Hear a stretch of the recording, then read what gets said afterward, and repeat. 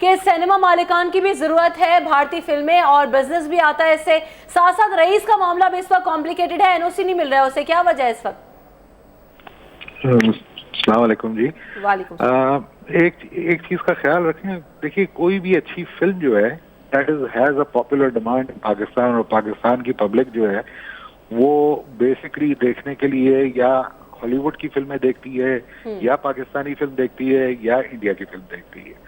So automatically बात अच्छी film की होनी चाहिए रादर देन बॉलीवुड फिल्मों की कि जी इंडिया की फिल्मों की ज्यादा डिमांड है।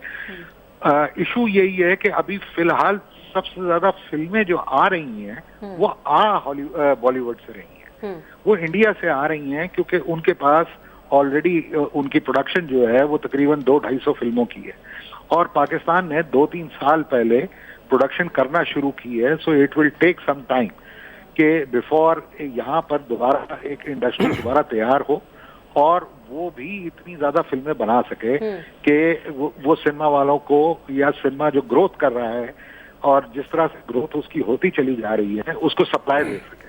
सही। एज फार एज काबिल और रईस या नई फिल्मों की बात है, तो ये अभी मुमकिन है कि 1-2 दिन के अंदर इनके एनओसी जारी कर दिए जाएं। ये एक सुप्रीम कोर्ट का ऑर्डर आया था अगस्त 2016 में, वो रूलिंग की वजह से गवर्नमेंट का अपना लाए अमल कुछ चेंज हो रहा है, जिसकी वजह से ये थोड़ा सा उसमें डिले है, या उनका अपना लाए अमल पूरा जैसे होगा वैसे ही इसका एनओसी भी दिया जाएगा। सही। अच्छा नदीम वालवर साहब, ये भी बता दीजिएगा, क्या सिनेमा मालिकान को इन इंडियन फिल्मों के कंटेंट को बैन होने की वजह से भी नुकसान हुआ है, या उतना ही बिजनेस हुआ?